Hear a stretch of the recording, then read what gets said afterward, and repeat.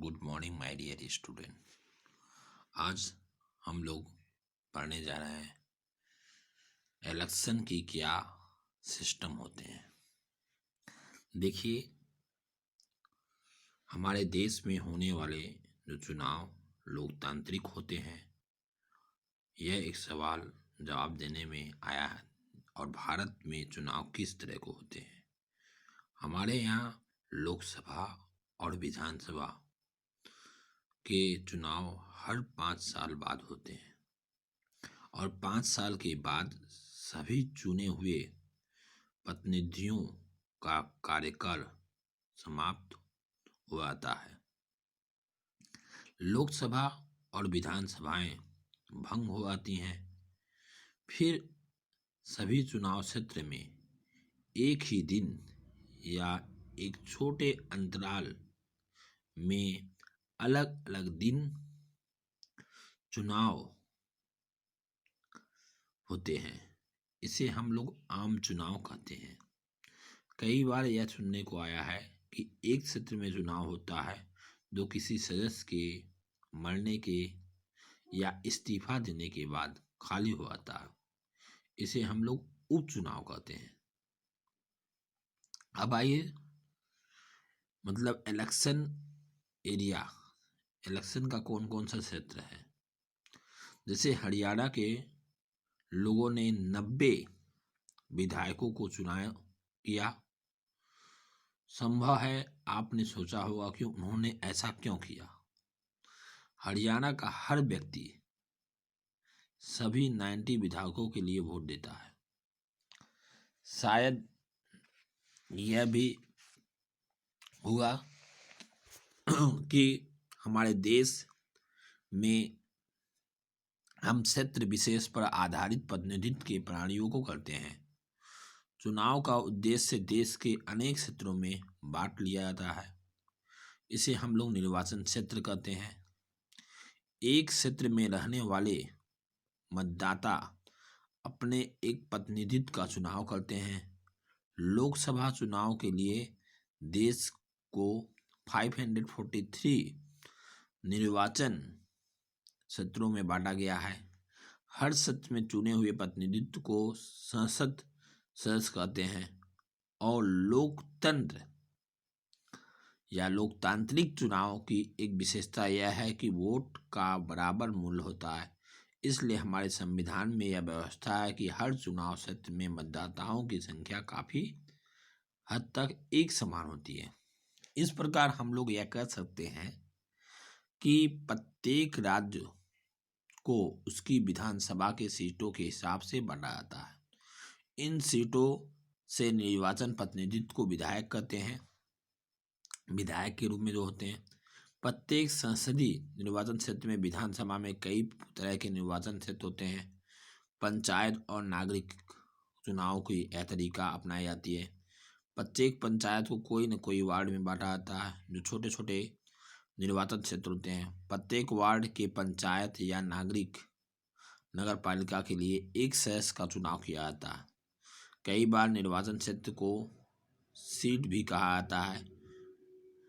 निर्वाचन क्षेत्र को सीट भी कहा जाता है क्योंकि हर क्षेत्र में संसद, हर क्षेत्र जो है उसमें संसद या विधानसभा की एक सीट का प्रतिनिधित्व होता है। इसलिए हम यह कह सकते हैं कि हरियाणा में जो लोक दल के नेता थे 60 सीट से विजयी हुए और विधानसभा में 60 निर्वाचन सदस्य के लिए 60 लोग जीतकर वहाँ विधानसभा में पहुँचे। अब आ जाइए, आरक्षित निर्वाचन किसको कहा जाता है। ठीक है, जैसे हमारा संविधान प्रत्येक नागरिक को अपना प्रतिनिधित्व चुनने के लिए और जनप्रतिनिधित्व के तौर पर चुने जाने का अधिकार प्रोवाइड करता है, देता है। लेकिन हमारे संविधान निर्माताओं को चिंता भी संभव है कि खुले चुनाव मुकाबले में कुछ कमजोर समूह के लोग भी लोकसभा और विधानसभा में पहुंच नहीं पाते हैं। संभव है कि चुनाव लड़ने और जीतने लायक जरूरी संसाधन, एजुकेशन आदि चीज़ों के पास होनी चाहिए।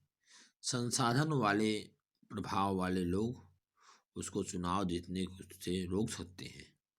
अगर ऐसा होता है तो संसद और विधानसभाओं में हमारी आबादी के एक बड़े हिस्से की आवाज़ नहीं पहुंच पाएंगे।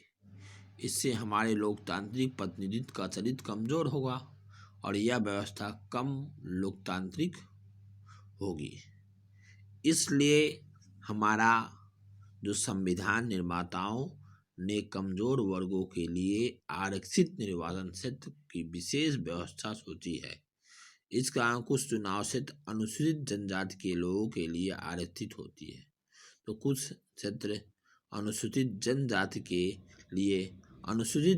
के लिए आरक्षित वोट पर केवल अनुसूचित जाति का ही व्यक्ति चुनाव लड़ सकता है। इसी तरह सिर्फ अनुसूचित जनजाति के व्यक्ति अनुसूचित जनजाति के लिए आरक्षित चुनाव के लिए लड़ सकता है। अभी लोकसभा में 84 सीटें अनुसूचित जनजाति के लिए और 47 सीटें जनजाति के लिए आरक्षित है। 26 जनवरी 2019 में ये सीटें पूरी आबादी में इन समूहों के एक हिस्से के अनुपात है, जिसे आरक्षित सीट किसी अन्य सीटों की तरह होती। कमजोर समूह के लिए आरक्षण, जो कमजोर समूह आते हैं उनके लिए आरक्षण का यह जो व्यवस्था होता बाद में जिला और स्थानीय स्तर पर लागू किया था। अनेक राज्यों में अब ग्रामीण क्षेत्र में जैसे पंचायत चुनाव होता है और शहर में जैसे नगर पालिका के नगर में होता है, और स्थानीय पिछड़े वर्गों के लिए आरक्षण लागू किया जाता है।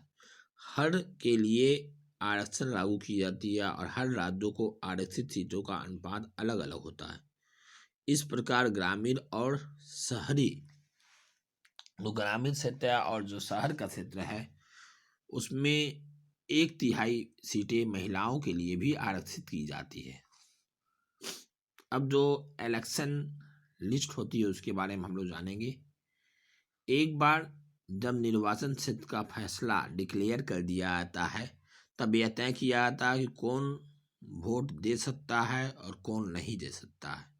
यह फैसले की अंतिम दिन तक लिए जाते हैं कि किसी के भरोसे यह न छोड़ा जाए कि लोकतांत्रिक चुनाव में मतदान की योग्यता रखने वाले की सूची चुनाव को काफ़ी पहले तैयार कर ली जाती है और हर किसी को दे दी जाती है।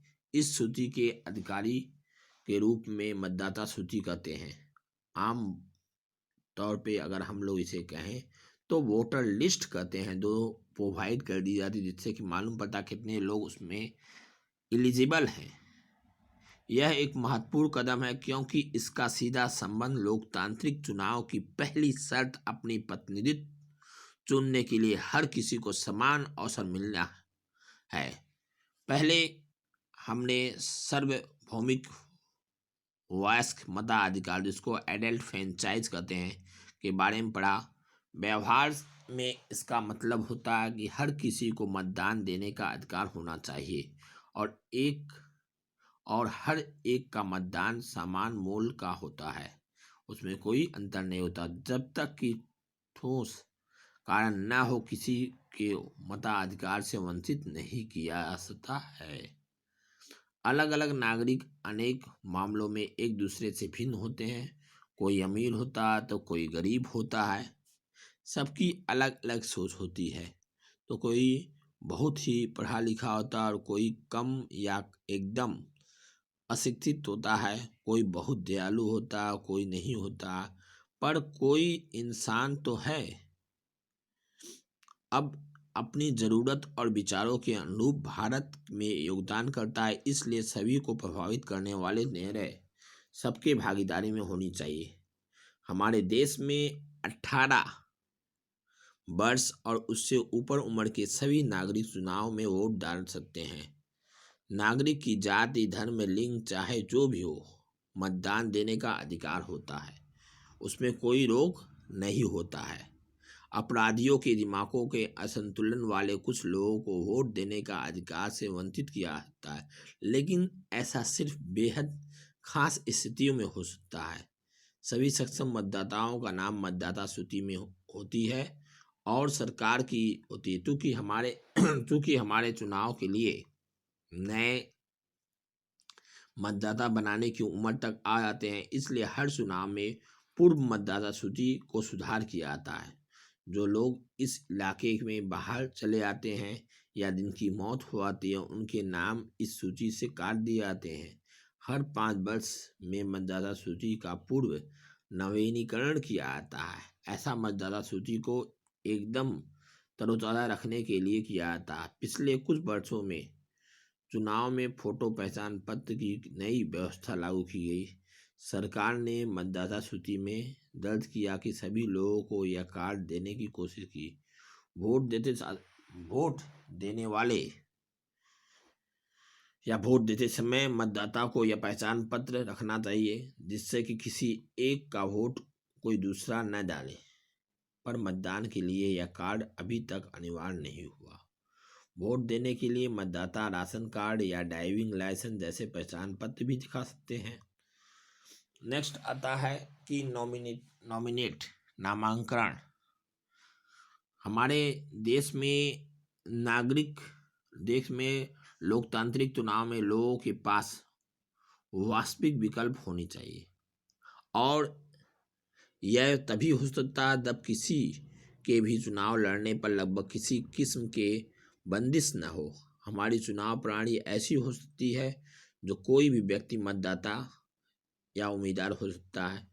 सिर्फ एक फर्क है कि कोई भी व्यक्ति 18 वर्ष से उम्र से कम नहीं होनी चाहिए और उम्मीदवार को न्यूनतम आयु 25 वर्ष होनी चाहिए।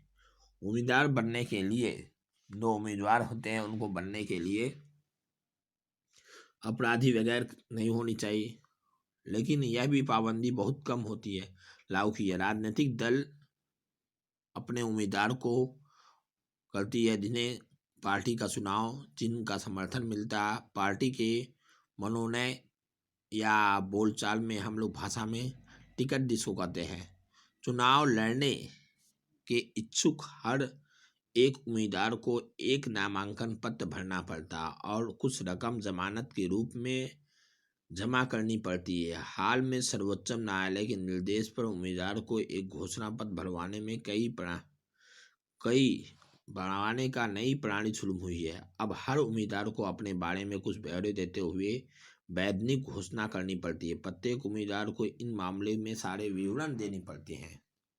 उम्मीदवार के खिलाफ चल रहे गंभीर आपराधिक मामले या उम्मीदवार और उसके परिवार के सदस्यों की संपत्ति, देनदारी ब्यौरा, उम्मीदवार का शैक्षिक योग्यता, इन सभी सूचनाओं का समर्थन सार्वजनिक किया जाता है। इससे मतदाताओं को उम्मीदवार के खुद के बारे में सूचना के आधार पर अपना फैसला करने का मौका मिलता है। अब उम्मीदवार की शैक्षिक योग्यता, एजुकेशन क्या होनी चाहिए? देखिए, जब देश के सभी नौकरी के लिए किसी न किसी किस्म के एजुकेशन की ज़रूरत पड़ती, क्वालिफिकेशन की ज़रूरत पड़ती है, तो विधायक या सांसद महत्वपूर्ण पदों में चुनाव के लिए किसी भी किस्म की योग्यता की ज़रूरत क्यों नहीं होती है? सभी तरह के काम सिर्फ क्वालिफिकेशन के आधार पर नहीं होता है। जैसे भारतीय क्रिकेट टीम में चुनाव के लिए डिग्री की नहीं, अच्छा क्रिकेट खेलने की योग्यता की जरूरत पड़ती है। इसी प्रकार विधायक या सांसद में सबसे बड़ी योग्यता यह है कि वह अपने क्षेत्र के लोगों की समस्याओं को समझे, उनकी चिंताओं को समझे और उनके हितों की प्रतिनिधित्व करे। ये सब काम करे, यही तो उसकी परीक्षा उनके लाखों वोटर 5 साल तक रोज बने रहते हैं, अर्थात 5 साल तक बने रहते हैं। फिर अच्छे कार्य रहेंगे तो पुनः उनको 5 साल के बाद वह प्रोवाइड कर देंगे। और यदि एजुकेशन या डिग्री में यह जिम्मा लोग छोड़ देते हैं कि वे उनका क्वालिफिकेशन की महत्व देते हैं।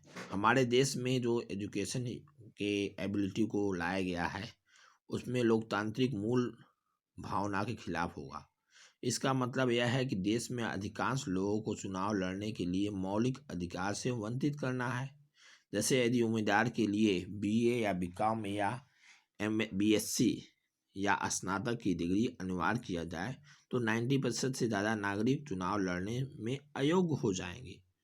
उनको यह मौका मिलेगा ही नहीं, और जब मौका मिलेगा नहीं तो वह लड़ने में असमर्थ हो जाएंगे। Okay my dear student, today offline work आप लोग का रहेगा, write down about the selection process of election. Thank you. Have a nice day. See you again next day.